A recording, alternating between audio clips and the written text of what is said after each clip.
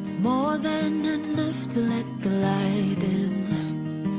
The way you're making me feel, it's divine. It's enough to let it flow, let it be. 'Cause you're everything that I crave in this life. 'Cause we're everything we can't find in another life. Take my hand and my promises, they're yours to be held, and I want you. I only want you. Keep my heart and my honor is yours to be held, and I want you.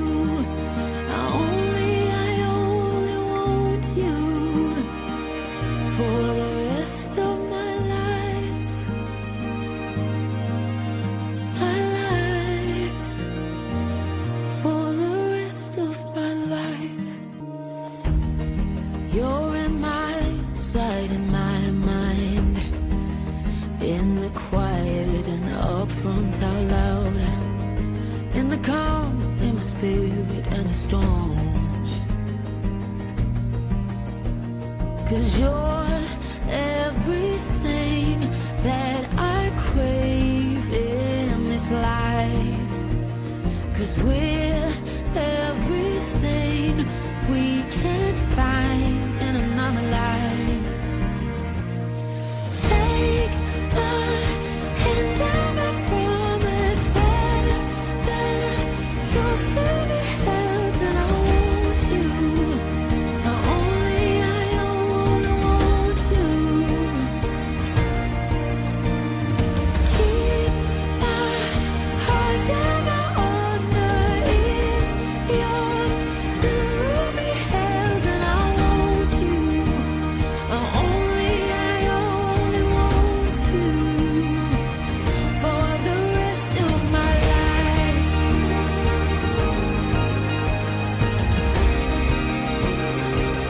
For the rest of my life. For the rest of my life. For the rest of my life. Well, hello there. Welcome to the locker room. And this is Talking Point with me. Okay, let me see if I've got any. Um,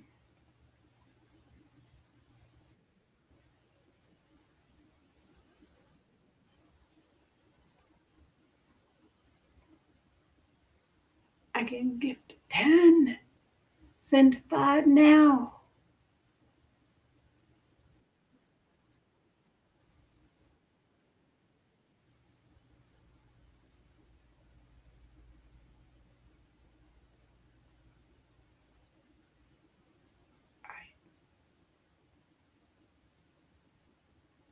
Welcome, April 700. Welcome, Bluegrass Boy 3679.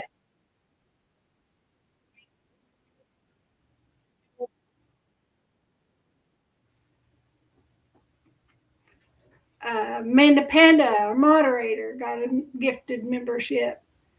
Uh, Genius and Cinderella. Welcome, welcome all of y'all. I'm glad to have you here. Ready. All right. Okay, I gifted those 5 memberships, and Amanda Panda comes up green on my phone, but she's blue up here. My nose is itching today. I am making earrings. These are turtles. See more turtles? I also have some that are the I love you fingers. You know, that I love you. And got Forever Love hearts. Perfect for Valentine's. They are $10 a pair, and I can ship them anywhere. I can just drop them in the envelope. It's a Forever stamp, and there we go. Just email me.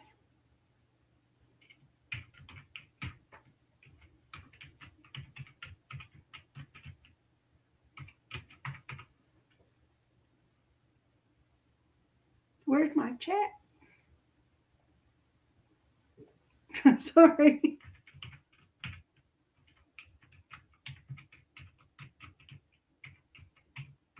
I'm also making keychains with the same symbols on them at $5 a keychain. If you want more than one symbol on the keychain, it goes up to $10. And I've got a lot of symbols I can do. Ballerinas, football players, cheerleaders, musical instruments, little mushrooms, fairies.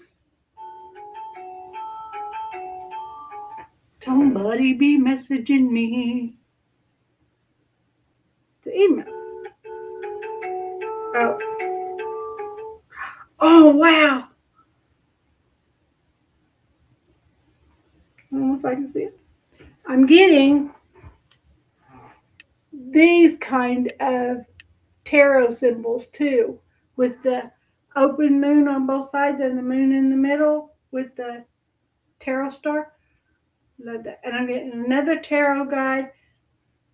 And buy Amanda Panda's Christmas or birthday present. And then I'm getting one that's 3 little hearts like that.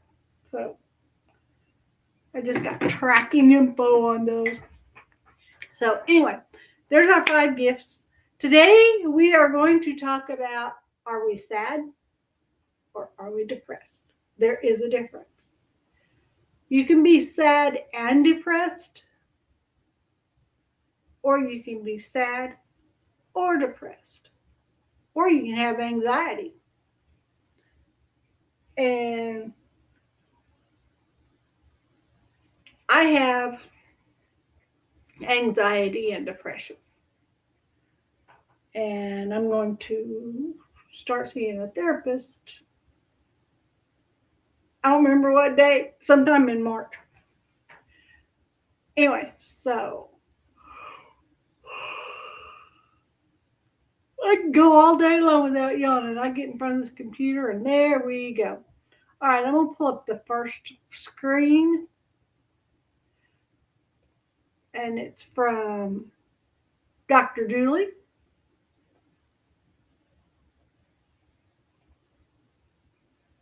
And it's just a short. Let's give her a thumbs up. I listened to it. It's only about a minute long. Okay.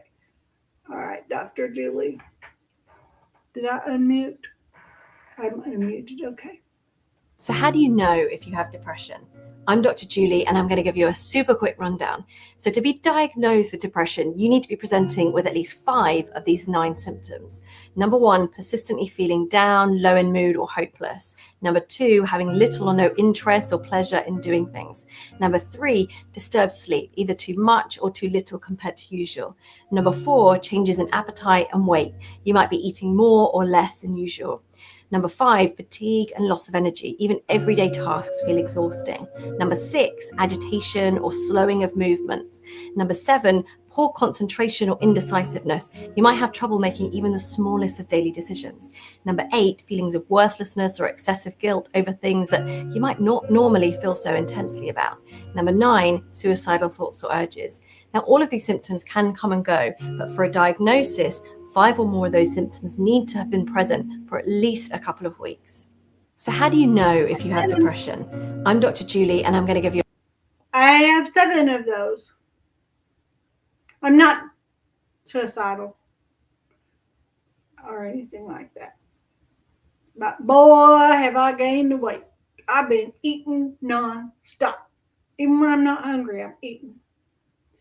And last night I went to bed about 9:30ish. Got up midnight.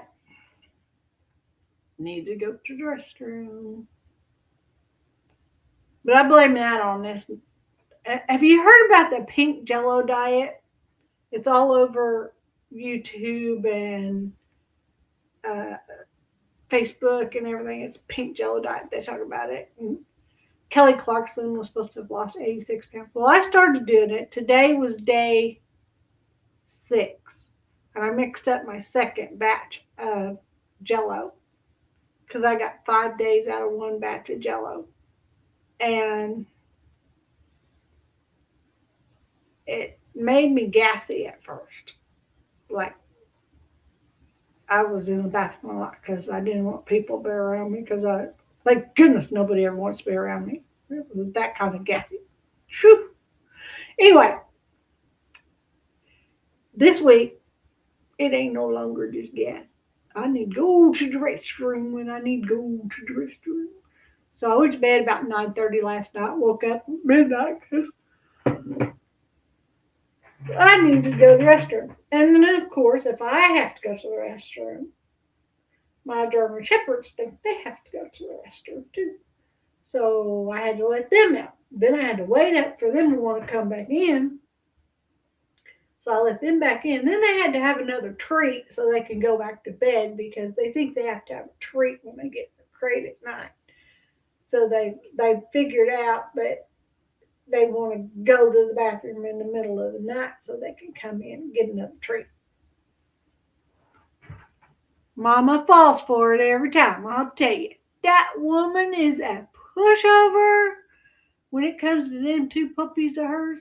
They're 3 years old this month. 3 years old, my boys are.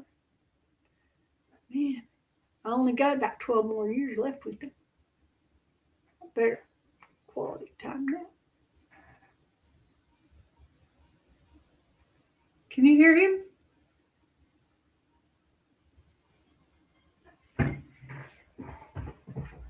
Hold on, please. I'm doing a live. Thank you.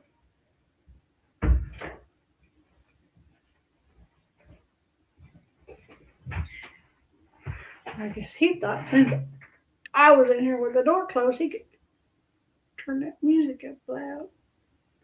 I didn't want copyright strike. Okay, so the next one we're going to bring up here is going to be depression versus sadness off of YouTube from Therapy to the Point.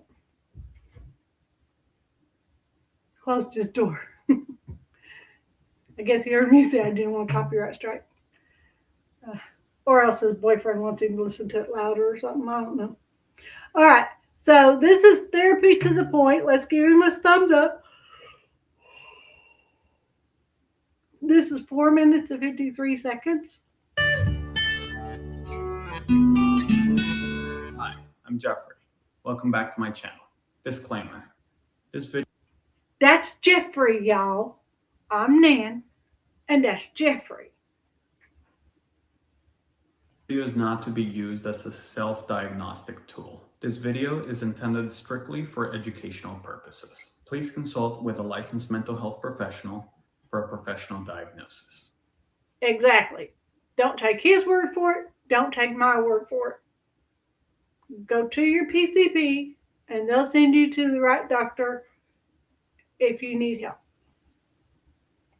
In today's video, we're going to be discussing the differences between depression and sadness. A lot of the time, people confuse these terms and use them interchangeably. For the purposes of this video, the term depression will be used synonymously with the diagnosis of major depressive disorder. To explain the diagnosis of major depressive disorder, I will be referencing the DSM-5. The DSM-5 is a manual that serves as a diagnostic tool that was published by the American Psychiatric Association. After we go over the major depressive disorder criteria, we will compare and contrast that to the construct of sadness. So let's go over the criteria of major. Now, this is only 4 minutes, 53 seconds. It's kind of boring, but it gives us good information. I think it's his tone of voice that makes it boring. But I don't know. Major depressive disorder. To meet the criteria for major depressive disorder, we need to meet 5 of the following 9 symptoms for a period of at least 2 weeks. Symptom number 1, depressed mood nearly every day. Depressed mood can be described as sadness that is generalized, meaning that it's not just one situation that is causing us to feel sad, but it seems like nearly all situations can make us feel sad. Symptom number 2, diminished pleasure or interest in nearly all activities. It's also worth mentioning that in order to meet criteria for major depressive disorder, you must meet one of those first 2 symptoms. I got both of them. Meaning you could have all the other symptoms, but if you don't have one of the first 2, you cannot be diagnosed with major depressive disorder. Symptom number 3, significant weight loss or weight gain. A significant weight gain or weight loss is a weight gain or a weight loss of at least 5% of your body weight for a whole month. Symptom number 4, insomnia or hypersomnia nearly every day. Insomnia can be defined as the inability to sleep. Hypersomnia can be defined as sleeping for excessive periods of time. Symptom number 5, psychomotor agitation or psychomotor slowness that is clearly visible to others. Symptom number 6, fatigue or loss of energy nearly every day. Symptom number 7, feelings of worthlessness or inappropriate guilt nearly every day. Symptom number 8, lowered ability to concentrate or indecisiveness nearly every day. Symptom number 9, recurring thoughts of suicide, a recent suicide attempt, or planning to commit suicide. Here are the differences between depression and sadness. Number 1, sadness is more situationally based, meaning that we tend to be sad about one thing or 2 things, while depression, we're sad about many different things.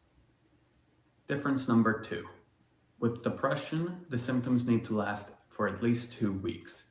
With sadness, there is no duration requirement, so it can last a few minutes, a few hours, a few days, or longer than that.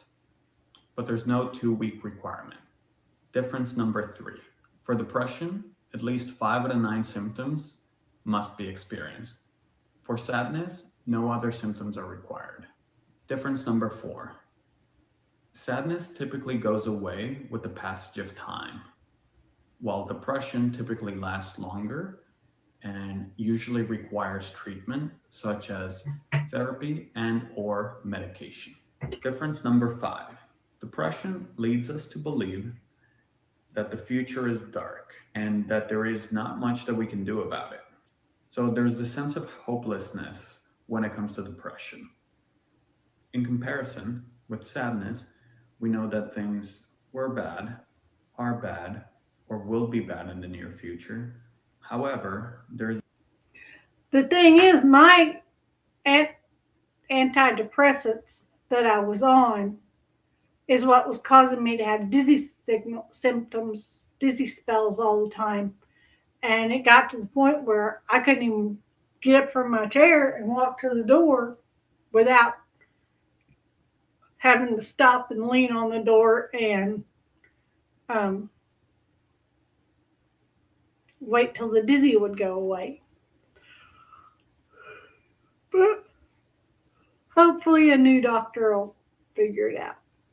the sense that things will eventually get better, either through the passage of time or because we have some control over our future.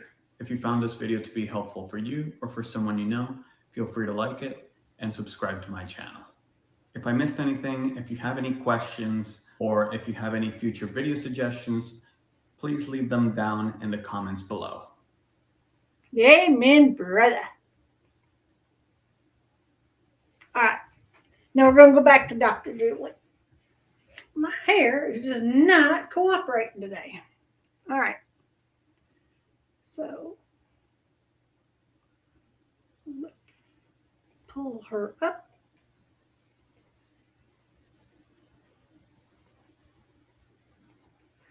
Now I know my videos are not as entertaining as Some of the people online have, there are 4 people on the panel. I seen one lady last night. I'd never been on her channel before, but I was really entertained. And I don't have a channel like that. Of course, it was on a true crime channel, but I'm not doing true crime anymore because so many people are doing the same old, same old, same old, same old, same old, and it's hard to find new content. And I'm not part of any of these special groups, which I call them groups, because when you get several people on then everybody, the moderators and everybody come together and they do research and help the person running the channel and whatever. At least that's my experience, what I've seen happen. But I don't want the drama. Ain't no need for no drama. But all right, Dr. Julie, this is another YouTube short. We're going to just listen right quick. And the links to all these sites are in the description below. I'm Dr. Julie, and here are my top 5 signs of high-functioning depression. Number 5, you do everything the world asks of you. So no one would ever know, but most days you feel empty inside. Number 4, you work hard, but never really feel energized or enthusiastic. Where you used to find pleasure, now you're just going through the motions. Number 3, you find yourself scrolling on social, watching hours of TV, and eating junk food to numb those feelings. And number 2, social events can feel more like hard work than fun because it takes so much effort to keep up the appearance of being happy. And number 1, the high functioning ends when no one is looking. That's when the self-neglect begins. I'm Dr. Julie, and here... Yep, I got all 5 of those. The National Geographic, well, I guess they put it out a year ago, but since this year, September 1st will be 25 years since the World Trade Center. Some of the people on my channel aren't even that old. I remember exactly where I was and what I was doing when it happened. I was building routers for Bosch. And hello to the second person in the deal. I had gone to the restroom. And when I come back through the break room, the TV was on, and they said an airplane had just gone into the North Tower of the World Trade Center.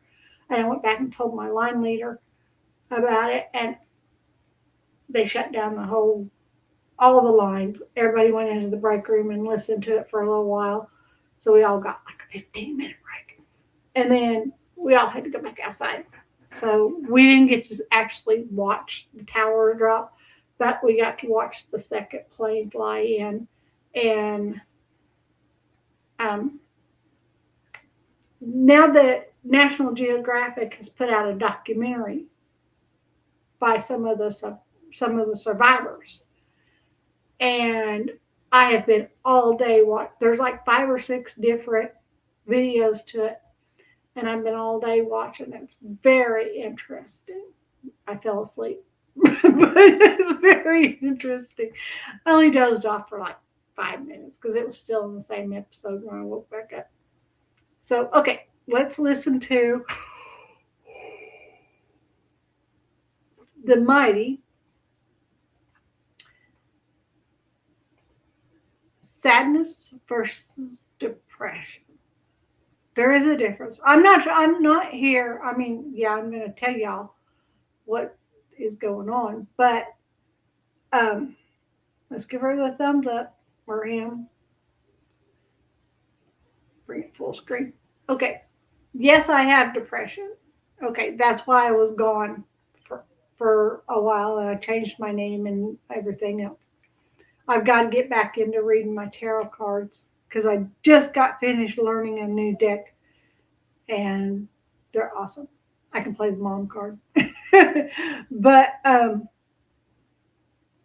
yeah, I hadn't wanted to do anything. I get up. Sunday, I didn't even get dressed. I just stayed in my nightgown all day long. Today, if I hadn't had to go to therapy and then take CJ to the dentist, I would still be in my nightgown. which might be what I do tomorrow because I ain't got nothing. Yeah, I can do. I gotta go to the bank in the morning. Well, I guess I'm gonna get dressed tomorrow too. Okay. So anyway, this is who did I say it was from?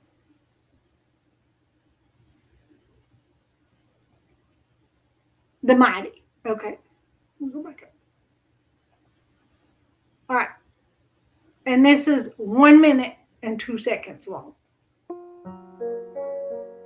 Depression is not just sadness. Depression is weight that keeps you in bed. While sadness is a tangible feeling, depression can feel empty, like nothing at all. Depression and sadness can sometimes look alike. But while it's easier to talk about what's making us sad, depression can be unexplainable and leaves us silent. In the end, depression keeps you stuck. Fun cannot fix it. Instead, it isolates you from what you love. Sadness is a very real and difficult emotion to process, but depression is an overwhelming numbness that requires professional help. Both feelings are valid, but if someone opens up to you about their depression, don't say, "I've been sad too." Listen. And he means listen by listen to them. Okay. This one, I didn't mean to keep it up here. I was researching and then I found it.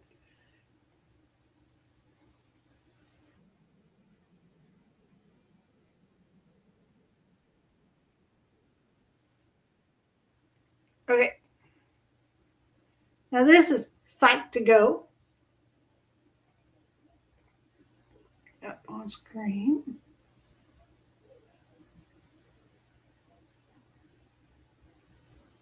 $2.54, yeah. This is cute. This little person with leaves for hair. That's cute. This is the boy. There's a girl. She got a little bit longer hair. All right. Let's bring this up. Hey, Psych2Goers. When exactly does sadness become depression? Because these two words are often used interchangeably, some people get confused about their distinction. Saying you're depressed is different from saying you have depression because the latter is referring to a mental illness, not an emotion.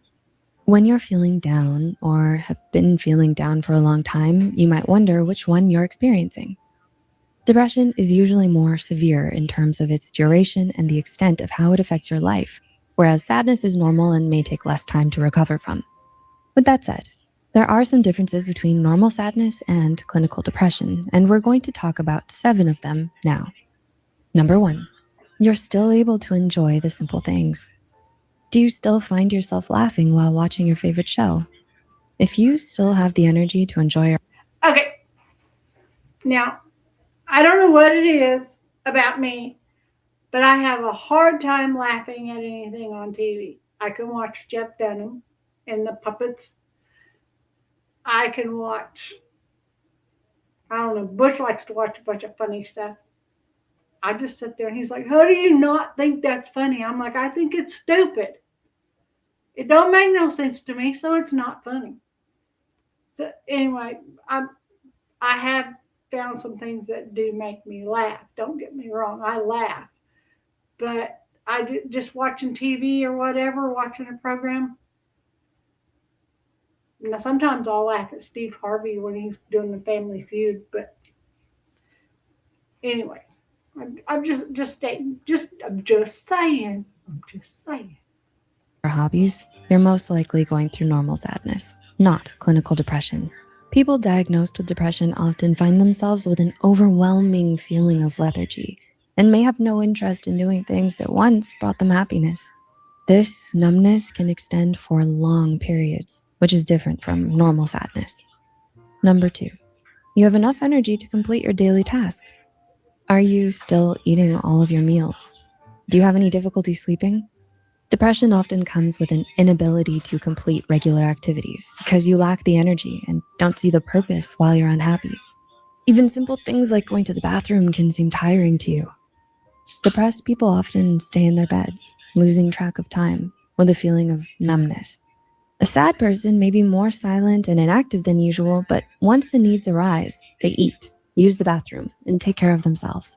Number 3, you still talk to your friends and loved ones. Do you open up to your friends, or rant, or cry about what's been going on? People with depression may be unable to perform these acts, as depression can stem from nothing at all. A person may live a completely normal life and suddenly find themselves experiencing sudden feelings of numbness and hopelessness. I used to live in Missouri before we moved back to Kansas. And I was talking about depression to somebody up there. And they told me that I just wanted attention. I just needed to get over it. I was full of myself and I didn't need that much attention. So I don't talk about it. Because of that, some people choose not to open up at all, which may prevent them from reaching out for help because they may feel that they're not worth the effort. This is different from normal sadness because you still welcome your relationships. When you're sad, you may want to take a break and isolate yourself for a little while, but eventually you usually get back to socializing. Number 4, your self-esteem is not permanently affected. It's normal for sad people to have negative feelings about themselves and the things that are troubling them. Emotions such as remorse, regret, and hopelessness are common when you've experienced an unfortunate event, but they tend to fade over time, especially when you know the root of the problem and are working on it. This differs from depressed people who are caught in a continuous loop of negativity, which can extend to thoughts and acts of self-harm or even suicide. Being able to recover from a bad experience is a good indicator of your mental health. If you know someone who harbors continuous negative thoughts, you can help them by letting them know that you're available to help. They may not want to talk just yet, but your presence is just as important. Number 5, you're experiencing burnout. Do you find that being with your friends no longer makes you happy as it used to, even though nothing's changed? Or maybe you find it difficult to maintain the routine you've created for yourself through weeks, months, or years. Everybody needs a timeout. Otherwise, they're at risk of burnout, which is characterized by feelings of energy depletion or exhaustion caused by prolonged stress and can be mistaken for depression. With burnout, you may find yourself unable to complete your tasks due to increased mental distance from them, or no energy because you're unable to cope with the stress you've been enduring for a long time. If you can relate, it might be a good idea to practice a good work-life balance. Try to give time to every aspect of your life to avoid burnout. You can schedule activities such as taking an overnight trip with your friends, going on a blind date, or even going to that dancing class you've been eyeing. Keep active and explore many things to avoid stagnation. And if that doesn't work after some time, a visit to a therapist or doctor might help. Number 6, you feel better after letting it out. Did anybody ever watch that cartoon Gumball? It's a little blue person and a pink person. That's what these guys look like. They look like the Gumball characters. Do you feel lighter after a good cry? Feeling better after letting your emotions out is a good indicator that you're sad, not depressed. Because clinically depressed people often don't see the point in opening up about what they're experiencing and tend to see themselves as worthless and undeserving of attention. Because of this, their relationships, friendships, and careers could be at risk. According to Talklit, talking about your feelings is important because it helps you process your emotions, develop emotional awareness, and clear your mind. So it's better to let your emotions out than to keep them in. That's why it's really helpful to be surrounded by trustworthy and understanding friends. And number 7, time heals you.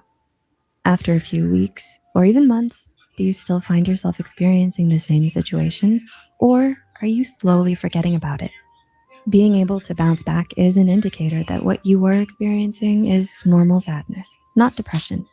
Depression is much more severe in terms of the extent of the symptoms and of how these symptoms impair the person's life. And doctors will look for symptoms that last at least 2 weeks as possible signs of depression. It can last for months or years and is more difficult to recover from than normal sadness. So whenever you're sad, take your time to acknowledge your sadness, try to find healthy coping mechanisms, and surround yourself with loving and supportive friends and family. Can you relate to any of these points? Please share your replies in the comments below.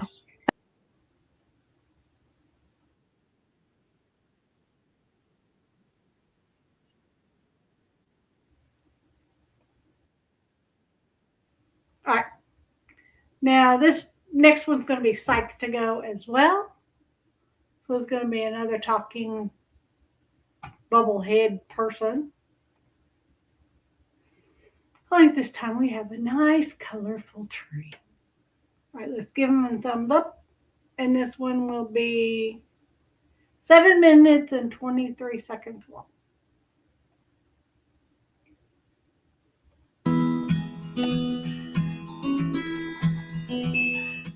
Welcome back to another Psych2Go video.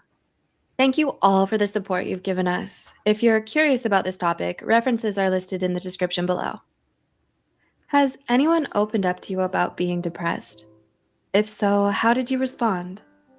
Were you trying to be supportive by saying something like, "I feel sad too sometimes"? Although the effort to support is appreciated, a response like this means you might be one of the many who are unclear of the difference between sadness and depression. On the surface, they seem quite similar. However, there are a number of important differences between them. Depression is defined, as per the American Psychological Association, as a mood disorder characterized by persistently negative feelings and changes in one's thoughts and behaviors. Over 25% of the global population suffers from depression, making it the most common mental illness in the world. Over 25%. That means approximately 1 in 4 people. A little sobering, isn't it? With that said, here are 6 important distinctions that may help improve your understanding of the differences between sadness and depression. 1. Sadness is an emotional reaction. Depression is a mental illness. Much like sneezing and coughing can be due to an irritant like pepper, but you don't have a cold. Similarly, you can feel sadness, but this doesn't always mean a diagnosis of depression. Sadness is a part of the natural and normal spectrum of a healthy human's emotions that all of us experience at times throughout our lives. Feeling sad is a normal response to hurt or distress, and it also comes and goes, fading when the trigger is no longer present. Depression does not come and go. It doesn't come up only in response to hurt and distress. It is simply present. Depression is one of the most misunderstood mental illnesses in the world, affecting over 16.1 million people in the US alone. 2. Sadness is brief.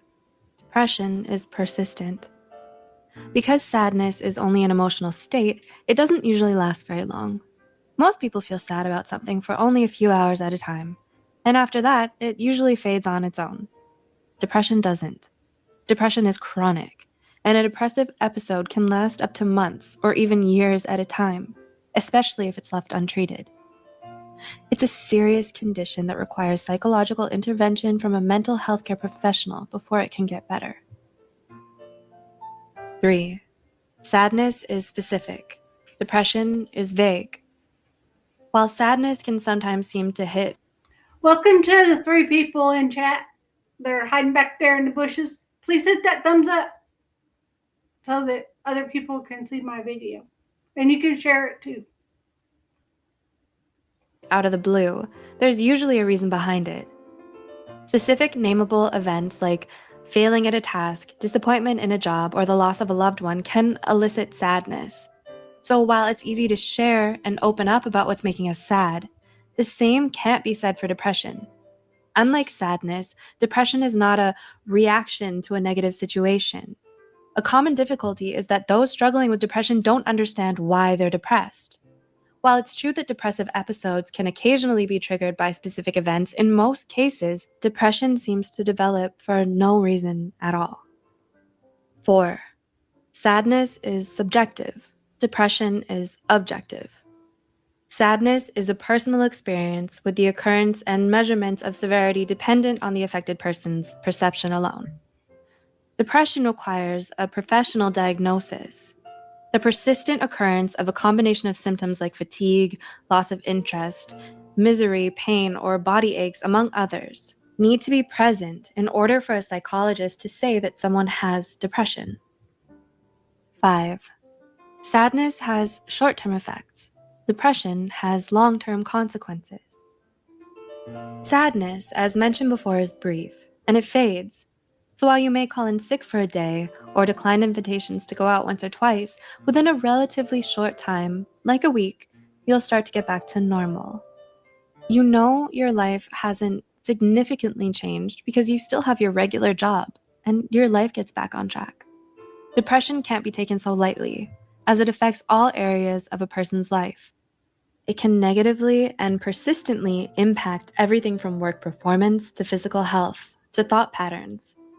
You may find it hard to feel good about yourself, experiencing feelings of guilt, worthlessness, and insecurity. This is why severe depression is often associated with self-harm and suicidal ideation. And 6. Sadness affects your mood. Depression affects your life.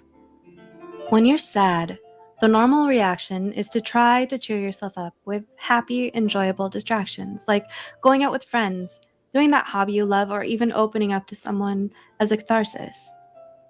Even when the sadness feels overwhelming and all-encompassing, there are moments when you still laugh, have fun, and feel truly happy, with no hidden shadow.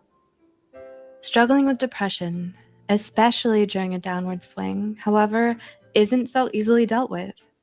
It can be hard to find enjoyment in anything, where even things you love seem pointless. Your personal battery feels virtually empty with not even enough energy to perform normal daily functions like work, school, or showering. Depression also disrupts normal eating and sleeping patterns. All these factors combined mean you'll likely end up staying in bed all day, feeling empty, hopeless, and alone. Knowing the difference between sadness and depression can do so much in helping your understanding of mental illness in general. There are so many harmful myths and misconceptions surrounding depression, like it's a choice, it's make-believe, and more. So educating yourself about it makes you more compassionate and understanding to those who may be struggling with it, including yourself. Does this video resonate with you? Is there someone you'd like to reach out to? If you're interested in learning more, watch our videos 5 Hidden Signs of Depression and 10 Things Depression Makes Us Do. The links are in the description below. Please like, share, and subscribe. Okay.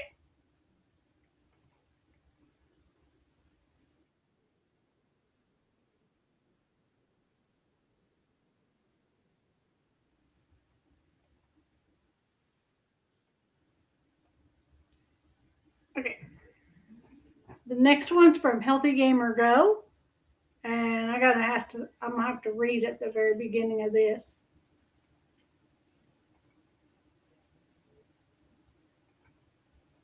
Okay. Let's give them the thumbs up.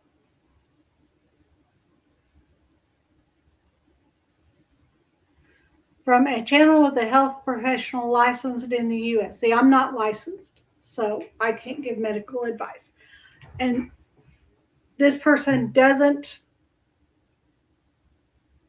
give advice. He suggests, or she suggests, if they do it right, that you seek medical help from in person to person with your PCP first. All right, we gave it the thumbs up. Let's give it the arrows up and pre-order Dr. K's Guide to Mental Health and learn mental health through the eyes of Dr. K.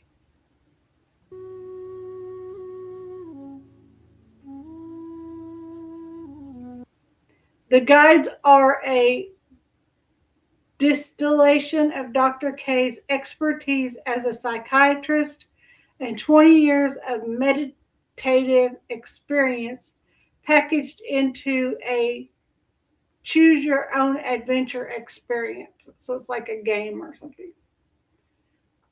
I just got here. I'm already green What a wonderful. I know I gave out 5 memberships earlier and you got one. Thank you, Cinderella, for being here.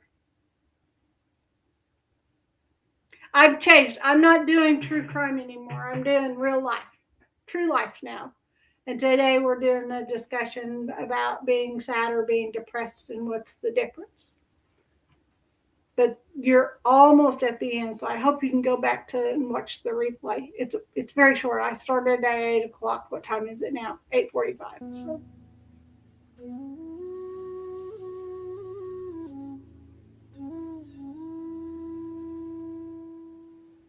How do you tell if it's depression with a capital D or just an off day? Let me preface this by saying that I regularly see a therapist and a GP for mental health issues already. Good for you. After 10 plus years of struggling with recurrent periods of moderate depression, I've only recently realized that not everybody feels this way. Now, see, I don't know. This is a post on Reddit. So whoever the person is, if they put their information out on Reddit, then they dox themselves.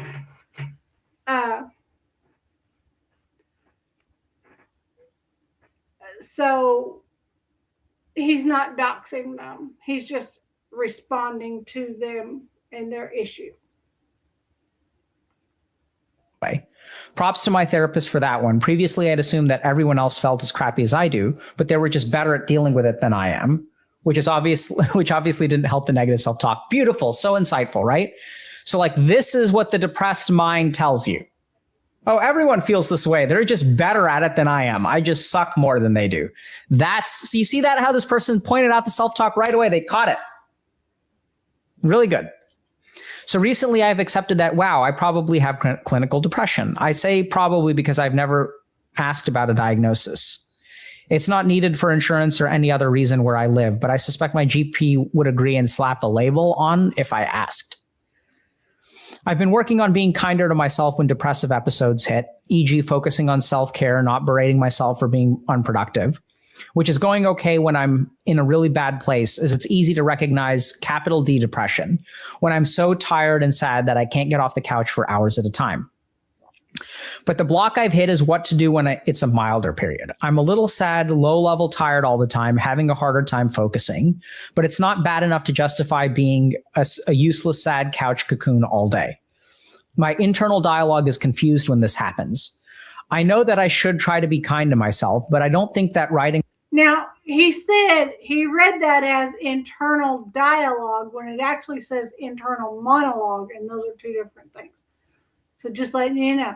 He's not talking about dialogue. He's talking about monologue. Off the entire day to self-care is the best option, partly because these mildly depressed days are fairly common, and partly because committing to not really getting anything done on a given day easily snowballs into 2, 3, 4, etc. days. For me, that can lead to more intense depressive episode. Okay. So how do I tell if I'm just having a bit of an off day and need to push myself a bit to get work done? At what point do I call it and just stop even trying to work because I'm not getting anything done anyway, and continuing to try is just making me more frustrated and angry with myself? It's easy to make the call when I'm really depressed, but it's a lot harder to gauge when I have milder symptoms that for most people could just be classified as an off day. Note that I'm a grad student working from home right now. I have quite a lot of flexibility in my working hours as long as I continue to make progress in my research. My supervisor is happy and I don't have set hours. This is something that I'm actively discussing with my therapist. I was just wondering if anyone here could relate and has any suggestions or insights. Okay. Love this case. Brilliant. Okay. So first of all, the person's doing the right thing. Okay. Talking to your therapist about it is the right move. So, you know how this person was saying that I didn't realize that other people didn't feel this way. I thought this was normal. Okay, apparently whenever this page went up, he had a Team Healthy Gamer Foundation going, and he was wanting $39,020 for something. I don't know what it was. He's 39.02% of the way there with only 12 hours to go. As of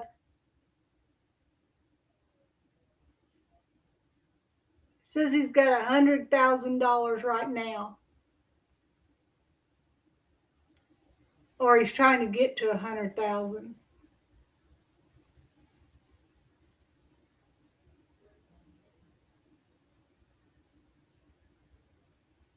Anyway, so I don't know what the foundation was for, but his people over here are very rude. Very rude. I had no idea. So I'm going to toss out something, a really interesting analysis of this situation. Sometimes this is what getting better from depression actually looks like.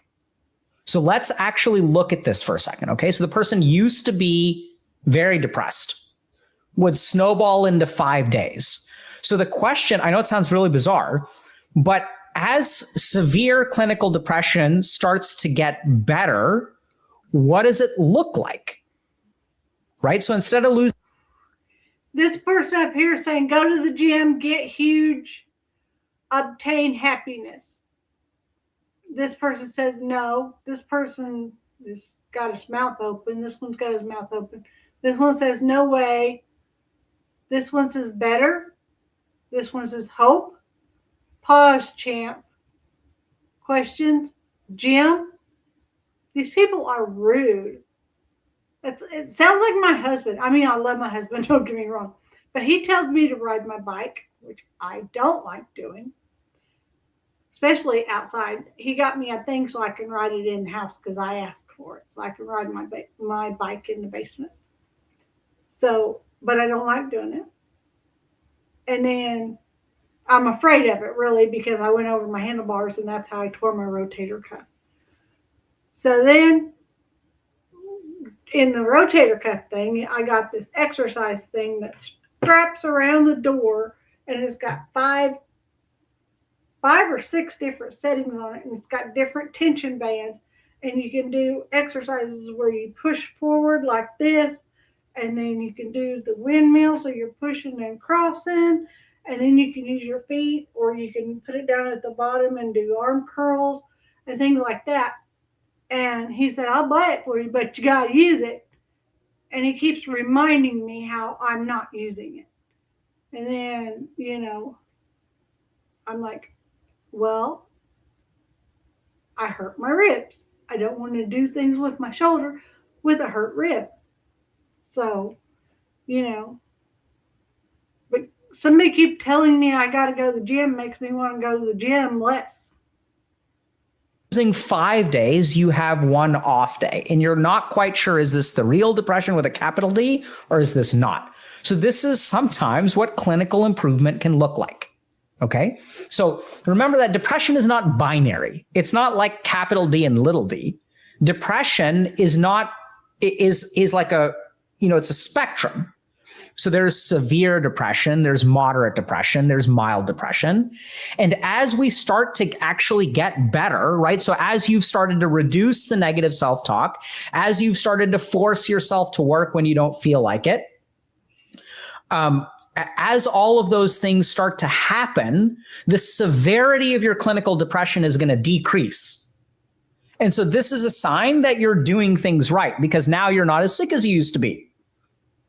And so now this gets kind of confusing because you're like, well, like, am I actually depressed or am I not depressed? You're like, you probably have milder manifestations of depression that are still like occurring. So this is where I'd say. See, this was this, I've started the smiling at people thing. Turns out humans are quite friendly. I did that when I got my false teeth. I wouldn't smile before I got my false teeth. How do you differentiate depression versus an objectively crappy life? Well, some people just have what they have. If you take medication and medication helps it, and talking to your therapist helps it, chances are it's depression. If you take medication and it doesn't help it, and talking to your therapist doesn't help it, you're probably just in a poopy mood. I get embarrassed when Dr. K looks at chat sometimes. Okay? Why does this person get embarrassed when he looks over to the chat. Galen Dilly says, dang, I have the biggest D. D, Lil D. See, it's just, these people are rude, and I don't like rude. Somebody come to him or went to Reddit, which I don't do Reddit, but went to Reddit asking for serious help. They mentioned they are seeing a counselor, but they were wondering if anybody else was going through this. And he wants to help them. This guy, Mr. D, Mr. Gamer, and these people over here are being rude and something that I don't think they're actually talking about mental health. You know, there are a couple of other important things to remember. So remember that clinical depression is an episodic illness that lasts anywhere from a few weeks to up to a year. And during the episode, you can have fluctuation of symptoms in between. So what I'm hearing from this situation is that you are actually in, or like if this person walked into my office, the way that I would understand this, like with just this scenario, and there's a lot more that needs to go into making a clinical diagnosis, is that there is an active episode that is being held at bay by your significant efforts. Because this person even says, if I stop doing it, it can snowball very easily. So this is the kind of thing where it's like, my boat was leaky, very leaky, had a bunch of holes, and it was sinking actively. And I patched up some of the holes. There are still some small holes left. Now I don't have to panic anymore, but I still have to empty water out of a bucket. It's not like a gigantic terror situation, but I still have to do some work. If I stop bailing water, my boat starts to sink again. Healthy Gamer GG, how would you deal with a partner who tries to psychoanalyze you using YouTube videos or Instagram posts and such? That kind of makes me feel guilty because it makes me feel like that's what I'm doing. But I'm only using these as examples to tell the difference between are you sad or are you depressed? Because if anybody has any of these concerns, please go see your private doctor and discuss them with your doctor. But, I mean, if you think you're being psychoanalyzed, then I think you're smart enough to know that you don't really have depression. You're just kind of sad or angry about something. Or maybe you just don't like how your spouse is treating you. Take care of it or you'll be too far out. That's a good idea. Flex tape. See, flex tape has nothing to do with it. What's going on here? Is it good or is it bad? Is it real depression? Is it not real depression? This really sounds to me like a situation where there may be an active depression. Hey, Dr. K, I have seen every single one of your vids and streams and been using all the advice you have given to break my video game addiction. However, I keep on relapsing and I seem unable to apply the knowledge. Every time I try to form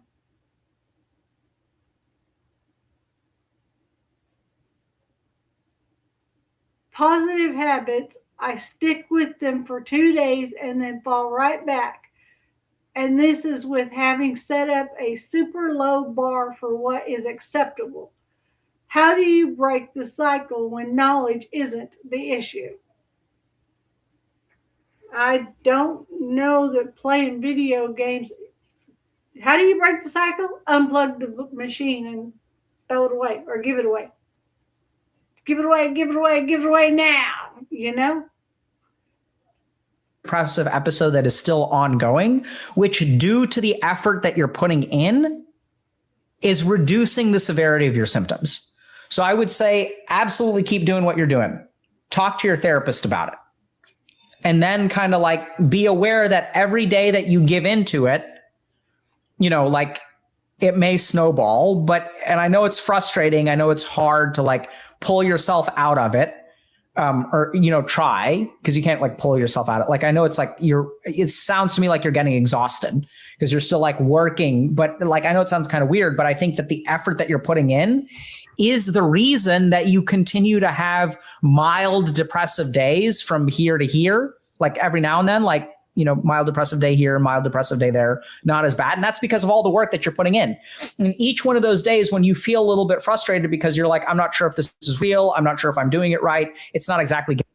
This person says, I don't believe all depression is the same.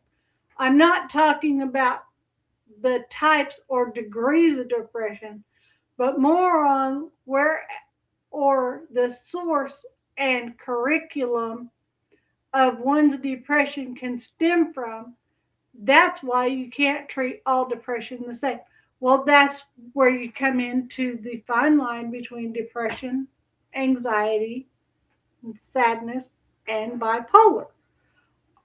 You treat all four symptoms different, but some of them mimic the other symptoms. So that's why you need a professional to diagnose you. Getting better. What I want you to realize is every day that you don't give into it makes one day the next week better, makes another day 2 weeks from now better. So this is really, it's a really good illustration of what dealing with depression actually looks like. It's really severe and very noticeable. And as it starts to get better, as it starts to get milder, you start scratching your head and you're like, is this clinical? Is it depression with a big D, not a big D? And the more that you work at it, hopefully over time, those days will happen less often. So they'll reduce in frequency, severity, and duration. So good luck to you. Why did Amazon? Okay. So that's all I have on that. I mean, I could look up more on depression or anxiety or sadness or bipolar if anybody would like me to. I can look up and do research on any topic. I like working with videos because it's better than me just sitting here reading to you. Because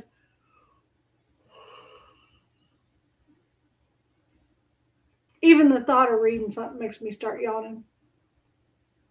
But yeah,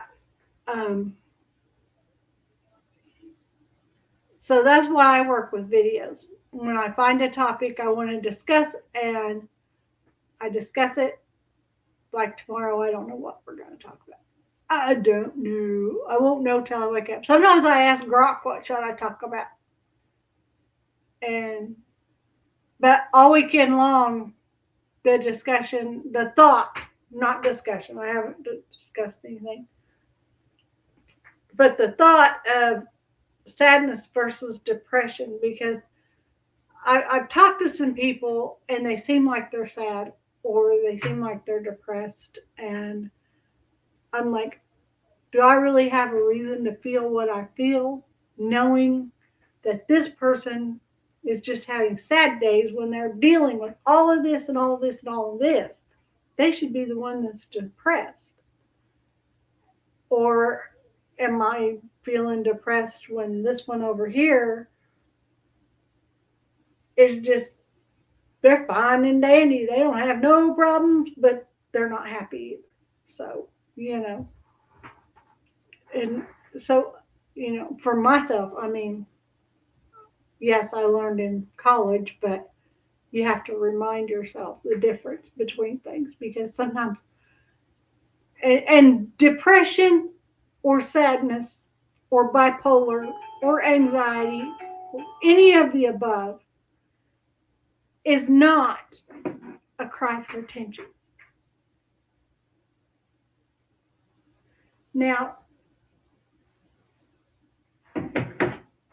cutting, somebody that cuts, they say they do it because they can control the pain that they're feeling, is one of the explanations I've heard. So they cut. That's a form of, you know, depression and anxiety and whatever. And Then you got people that want to do the S word, or they say they do, whether they really do or not. Whether they really want to do it or not is left to be desired. I mean, that's in how you interpret what somebody. Sometimes people only want attention, so they say they're going to do it. Like a girlfriend, teenage girl, is dating a boy, and he's really cute, but he does things or says things or wants her to do things that she's not ready to do yet. And he tells her, if you don't do this, I'm going to unalive myself. Or if you break up with me, I'm going to unalive myself. Well, he's trying to force her to do something that she knows she's not ready to do because she's not married yet, by threatening to unalive himself.